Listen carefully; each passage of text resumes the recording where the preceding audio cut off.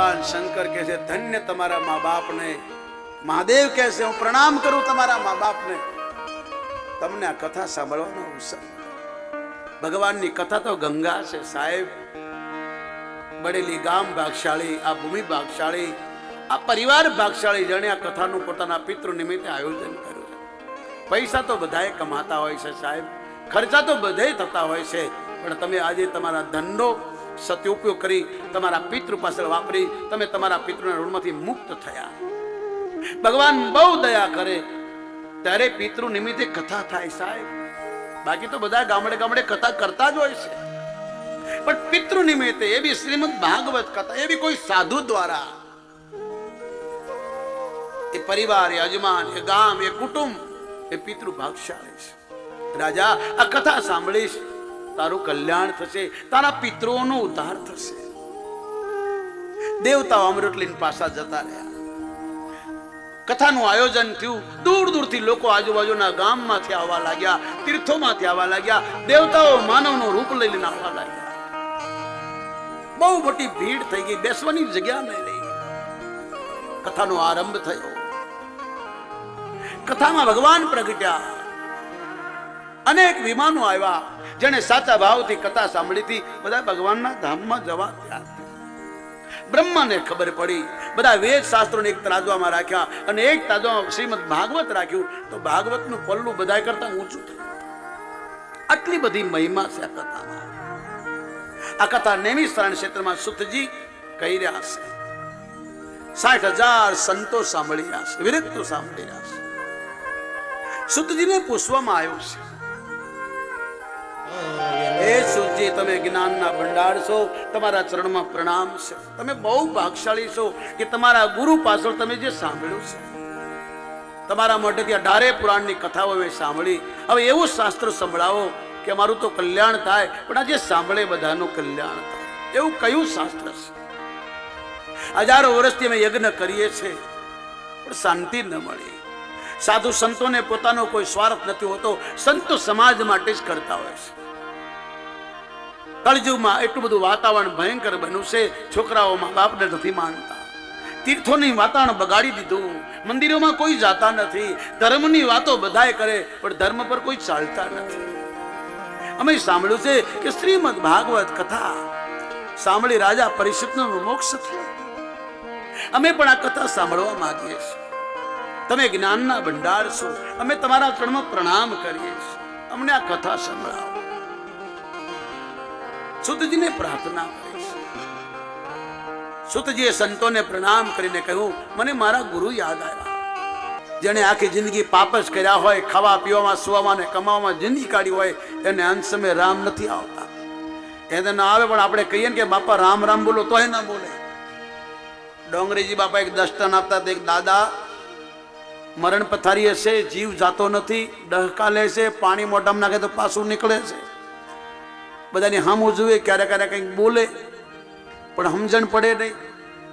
ત્યારે એના 4 છોકરાઓ પાસે બેઠા બેઠા કહે બાપા રામ રામ કરો, હવે તમારો અંત સમય છે, ચિંતા કરશો નહીં, અમે તમારું 12મું કરશું, 13મું કરશું, બહેનોને બોલાવશું, તમારા પાછળ દાન પુણ્ય કરશું, તમારી કોઈ ઈચ્છા હોય તો બોલો પણ રામ રામ કરો. પેલો તોય ન બોલે. તે તમારી જેવો એક સજ્જન હતો, એણે કીધું કે ભાઈ ગામમાં રામજી મંદિર છે, ત્યાંથી પેલું રામ પાત્ર લઈ આવો અને એને બતાવો અને એને પૂછો કે આ શું છે. કદાચ રામ પાત્રને એમ કહી દે રામ પાત્ર તો એની ગતિ થશે. જ્યાં ભગવાનનું નામ આવે કોઈ વસ્તુ પર તો એની ગતિ થાય. ગામના મંદિરમાંથી રામ પાત્ર લઈ આવ્યા. ભગવાનને ભોગ લગાડવાનું જે બર્તન હતું એનું નામ રામ પાત્ર કહે છે. જે થાળીમાં ભગવાનને પ્રસાદ ચડાવ્યા એનું નામ રામ પાત્ર હોય છે. લાવીને મોટા છોકરાએ બતાવ્યું ને કીધું બાપા આ શું છે જુઓ. હવે રામ પાત્ર હતું, ડોહાને ખબર છે તો એ રામ પાત્ર ન બોલ્યો કે સકોરું છે, રામ ન બોલ્યો. આખી જિંદગી જેને પાપ કર્યા હોય, આખી જિંદગી નિંદાઓ જ કરી હોય, ચોરીઓ જ કરી હોય, હરામનું જ લીધું હોય અને તેનું લીધું હોય, એને અંત સમયે રામ નથી આવતા, પાપ યાદ આવે. દશરથને પાપ યાદ આવ્યું, શ્રવણના મા બાપ યાદ આવ્યા, પોતાનો દીકરો ભગવાન હતો, પોતાના દીકરાનું રામ નહોતું, છતાં રામ યાદ ન આવ્યા. પહેલા પાપ આવ્યું, પછી રામ આવ્યા. વળી કોઈ સજ્જને કીધું કે પેલાના ભગતના ઘરે રામ સાગર છે લઈ આવો. એને બતાવો, કદાચ રામસાગર બોલશે તો એનું ઉદ્ધાર થશે. રામસાગર લાવીને કીધું, બાપા આ શું છે? કે તંબુરો. તો એ રામસાગર ન બોલ્યો. પછી વળી મોટા છોકરાને યાદ આવ્યું કે આપણે બેનના ઘરવાળાનું નામ રામકુમાર છે, રામલાલ છે, એટલે કાંતાબેનના ઘરવાળાનું નામ રામભાઈ છે, બોલાયા. પોતાના જમાઈનું રામ નામ હતું, રામલાલ. એને લઈને આવ્યા અને મોટા શીખર કીધું, જો બેનનો ઘરવાળો આવ્યો. કોણ આવ્યું? કે કાંતાડીનો ઘરવાળો. તો એ રામલાલ તો બોલ્યો જ નહીં અને બોલતા બોલતા બે મોત મર્યો. એટલે વાલ્મીકી ઋષિના રામાયણમાં લખવું પડે, સાવધાન, તમે જેને માનતા હો, રામને, કૃષ્ણને, શિવને, માતાજીને, તમારા કોઈ ગુરુએ મંત્ર આપ્યો એનો જાપ કરજો. ગુરુ ન હોય તો ગુરુ બનાવજો. કોઈ ગુરુનો સાથ રાખજો, કોઈ ગુરુનો હાથ રાખજો, કોઈ ગુરુના હાથ નીચે જીવજો. કોઈ તમને એવા ગુરુ મળે તો ને પૂછજો, ભક્તિ એટલે શું, ભજન એટલે શું, ભવસાગરથી પાર કેમ થવું, આ જીવનું કલ્યાણ કેમ થાય, જીવ ક્યાંથી આવ્યો, ક્યાં જશે, આ શું કામ આવ્યો, શું કરવું જોઈએ, આ માયામાંથી કેમ પાર થવું. સાધુ બનવાની જરૂર નથી, પણ જે સાચા સાધુ બન્યા એની પાસે બેસો, એને પૂછો. આજનો માનવ તો સંતો પાસે જઈને એટલું પૂછે, બાપુ આશીર્વાદ આપો, ધંધાનું ઠેકાણું પડે. બાપુને ધંધો ન મળે એટલે બાપુ બન્યા. આવું નહીં. ઘણા લોકો મળે છે, ધર્મ બદલી નાખ્યો. પૂછ્યું, ભાઈ કેમ? કે અમે તો ધર્મ બદલી નાખ્યો. કેમ? કે અમારા ઘરવાળાએ કીધું કે આ હિન્દુ ધર્મની આપણને કઈ ખબર નથી, એટલે સંતોએ બતાવ્યું અમને કે આ ધર્મ તમારો આ છે, એટલે મેં ધર્મ બદલ્યો. એટલે એ તમે કોઈ સનાતન સાધુને પૂછ્યું? સનાતન ધર્મના કોઈ સાધુને તમે પૂછ્યું ભક્તિ એટલે શું, જ્ઞાન એટલે શું? જેને તમે સનાતન સાધુને મળ્યા, જેને તમે ગુરુ બનાવ્યા, તમે એટલું પૂછ્યું, ધંધો કેમ થાય, છોકરા લગ્ન કેમ થાય, એટલું જ પૂછ્યું તમે. અને બીજા પાસે નાક રોકડો છો, પૈસા આપી બોર્ડ લાગ્યા છે, ડિપ્રેશન ને અલવિદા, તત્વજ્ઞાન, 1000 રૂપિયા ફી. એટલે મહાત્માઓ તમને મફત આપે છે, ત્યાં લેવું નથી, પૈસા આપીને રહેવું છે.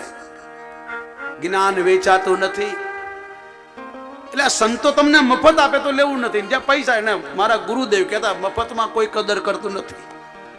ભગવાન શંકર કે છે, કળયુગમાં કોઈને ધ્યાન નહીં લાગે તો બોર્ડ લાગ્યા છે, ધ્યાન શિબિર, 3 કલાકમાં ધ્યાન કર શીખી જાઓ. ભગવાન તો ના પાડે છે, કળયુગમાં કોઈને ધ્યાન નહીં લાગે. આ કળયુગ નામનો આધાર છે. કળયુગ કેવલ નામ આધારા, સુમર સુમર ઉતરો પૌપારા. અત્યારે ધ્યાન કરવાનો સમય નથી, ધ્યાન રાખવાનો સમય છે. ધ્યાન રાખો, તમારાથી કોઈ પાપ ન થાય, કોઈની નિંદા ન થાય, કોઈના જોડા ન પહેરાય, કોઈનું ખોટું ન થાય, એનું ધ્યાન રાખો. ધ્યાન કરવાની જરૂર નથી, ધ્યાન નહીં લાગે. એક ભાઈ મને કાલ મળ્યા હતા, હું 1 કલાક ધ્યાનમાં બેહું છું. મને તને શું દેખાય? મારી બૈરી દેખાય છે. મને તો શું કામ કરે, મારી પાસે બે વગર ધ્યાને ભગવાન દેખાય. ભાઈ મને કે તમને દેખાય, મને દેખાડે. લગ્ન ના કર્યા હોય તમે, અમને નથી દેખાતું. ભાઈ ધ્યાન રાખો, પેલા ધ્યાન રાખો, પછી ધ્યાન આવશે. આજે લોકો મંદિરોમાં દર્શન કરવા જાય છે, બીજાના જોડા પહેરી જાય છે, આ ધ્યાન નથી રાખતા. એટલે અત્યારે ધ્યાન કરવાનો યુગ નથી, ધ્યાન રાખવાનું છે. ધ્યાન રાખો, આપણાથી કોઈનું બુરું ન થાય, કોઈની ઈર્ષા નહીં, કોઈની નિંદા નહીં, કોઈનું ખરાબ ન કરવું, કોઈનું હરામ ન લેવું, કોઈને અનિત્યનું લેવું, કોઈને છેતરવા નહીં. બસ આ મોટા મોટું ધ્યાન છે, મોટા મોટું તપ છે.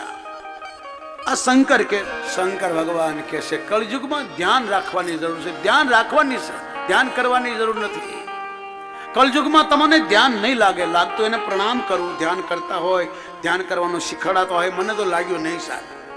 એક સંત ધ્યાન શીખવાડતા હતા, 3 લાખ માણસો બેઠા હતા, બધા આંખો બંધ કરી બેઠા. હું બધા જોતો હતો. બાજુવાળા મને કે તમે આંખ બંધ કરો. મને આંખ બંધ કરો તો રોટલા દેખાય, ખાવાનું ક્યાં છે ભાઈ, રસોડું ક્યાં છે દેખાય. એટલે મને કહેવા લાગ્યા, તમે બેઠા તમને ધ્યાન નથી લાગતું. તમને નહીં લાગે ભાઈ. લંડનમાં એક જગ્યાએ સંત પધાર્યા હતા, બહુ મોટા, 1000 પાઉન્ડ ફી. હવે ત્યાં 1000 લાખના બાપુ હતા ત્યાં. આ દાદા અમારા લંડન હતા. આગળ બેહવાના 1000 પાઉન્ડ, પાછળના 500 પાઉન્ડ, અને લાઈન લાગેલી. આપણને તો કોઈ ઘૂસવા ના દે. મારે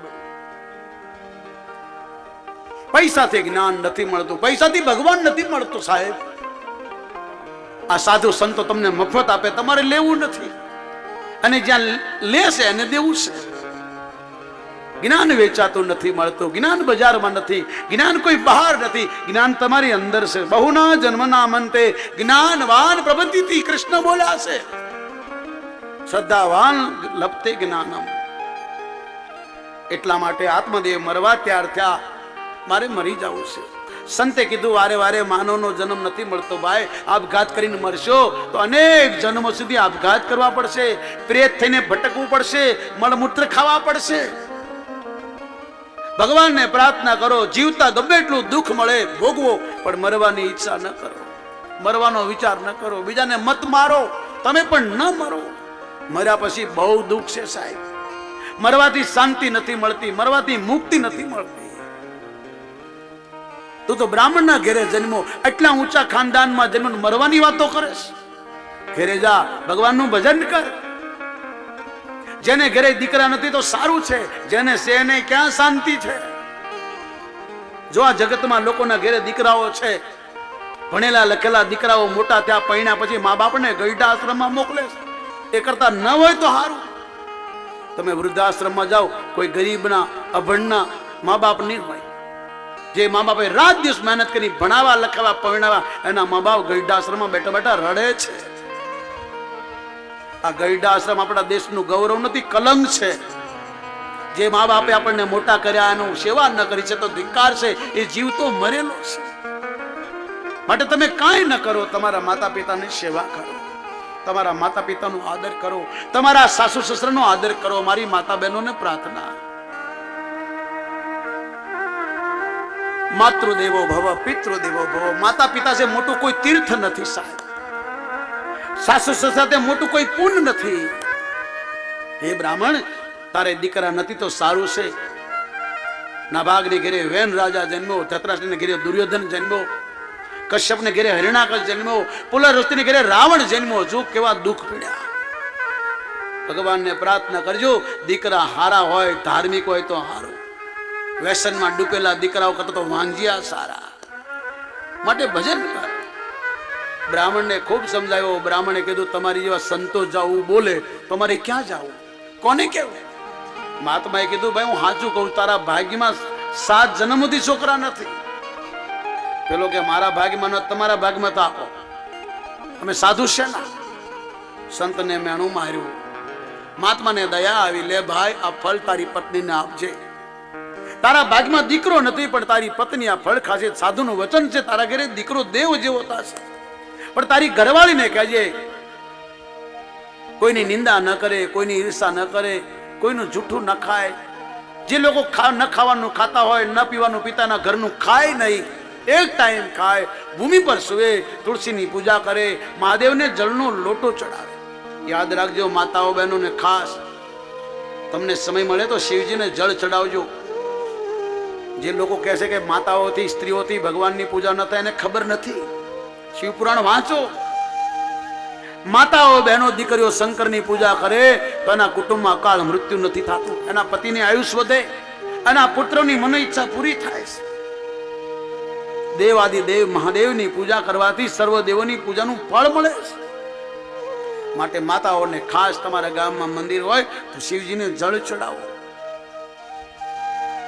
આ મહાત્મા કહે છે તારી ઘરવાળીને કહેજે એક ટાઈમ ભોજન કરે, કોઈની નિંદા ન કરે, કોઈ પાપ ન કરે. જેના ઘરમાં અનેતીનું ધન હોય, હરામનું ધન હોય, એનું ખાય નહીં. આવા લોકોનું ખાવાથી આપણી બુદ્ધિ ભ્રષ્ટ થાય છે. ભીષ્મ ધર્માત્મા હતા પણ દુર્યોધનનું ધન ખાધું, બુદ્ધિ ભ્રષ્ટ થઈ. કારણ કે દુર્યોધને બધાને લૂંટ્યા હતા. હરામનું ધન હતું, અનેતીનું ધન હતું, લૂંટેલી ધન હતું, દાદાગીરી કરીને લીધેલું હતું. એટલે ભીષ્મને 2 મોત મરવું પડ્યું. કબૂલ કર્યું કે મેં આનું ધન ખાધું, મારી બુદ્ધિ બગડી. મહાત્માએ કહ્યું જાઓ આ ફળ આપજો. બ્રાહ્મણ નાચવા લાગ્યો, ઘેર આવ્યો. પોતાની પત્નીનું નામ ધૂંધલી હતું, એને કીધું લે આ ફળ ખા, આપણે ઘરે દીકરો થશે. સાધુનું બોલેલું જૂઠું ન હોય. જે ભગવાન ન કરી શકે સંત કરે. કરતા કરતા તો ભગવાન છે, પણ ભગવાન સંતોને જશ આપે છે. કારણ કે સંત રાત દિવસ ભગવાનનું ભજન કરે છે ભગવાન, પણ ભગવાન પોતાના ભક્તોને સંતોને જશ આપે છે. કરતા ધરતા ભગવાન છે. ધૂંધલીને ફળ આપી આત્મદેવ જતો રહ્યો. એને થયું, ભગવાને કહ્યું સંત મળ્યા છે ભગવાનની કૃપાથી. સંતે કીધું છે આપણા ઘરે દીકરો થશે, દીકરો જન્મ છે તેને ભણાવવો પડશે, પરણાવવો પડશે, લાય થોડું ધન કમાઈ આવો. પોતાની પત્નીને કહ્યું દીકરો જન્મે ને તો મને સમાચાર મોકલજો, હું આવી જઈશ. આ જતો રહ્યો, આને ખાધું નહીં, વિચાર કરવા લાગ્યા ફળ ખાઈશ, મારા પેટમાં બાળક રહેશે, બાળક જન્મ છે, મારી નણંદ બધું લઈ લેશે, અને ગામમાં ચોર આવશે તો હું ભાગીશ ક્યાં? પાપી લોકોને આવા જ વિચાર આવે, સારા માણસોને સારા વિચાર આવે, નુગરાઓને આવા જ વિચાર આવે. એક સાધુનું ફળ એના ભાગ્યમાં નતું, ખાઈ ન શકી. પોતાની બેન આવી, એની બેનને વાત કરી, એની બેને કીધું ફળ ખાઈશ નહીં, આ ગાયને ખવડાવી દે.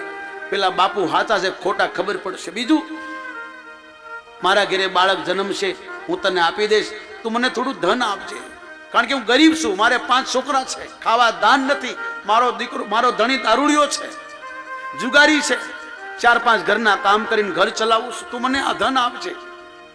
અને નાટક કર, તારા પતિને કહેજે મારે સારા દિવસો ચાલે છે, કોઈને ખબર નહીં પડે, હું તને દીકરો આપી દઈશ, તું નાટક કર.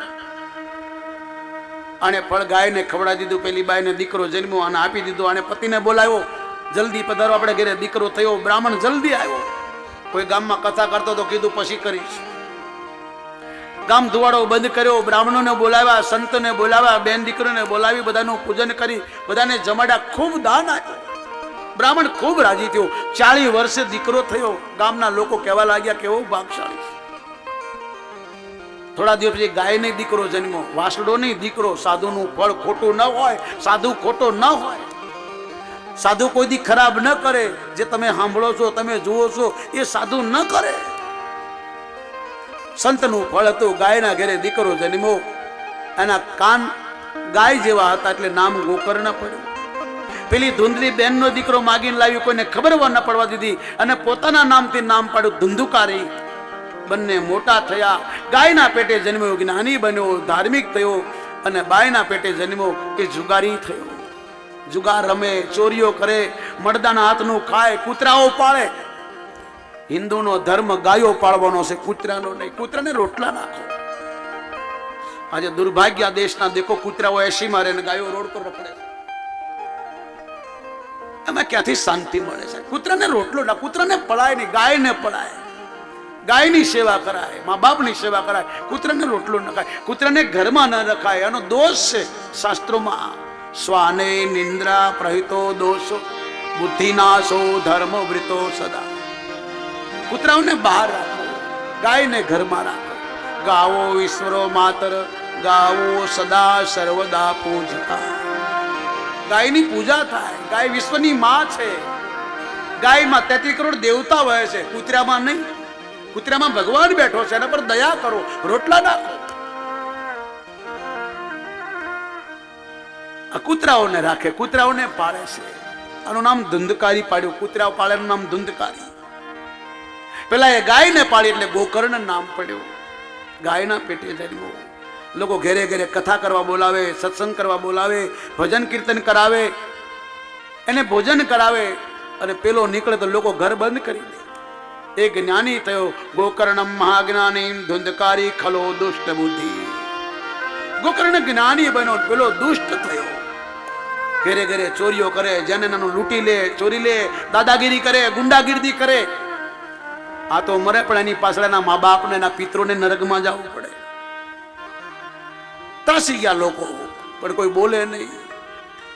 એક દિન એના બાપને માર્યો, ત્યારે બાપને રડવા લાગ્યો, અને બાપને યાદ આવ્યું કે આ કરતા વાંજ્યો રહ્યો તો સારું હતું.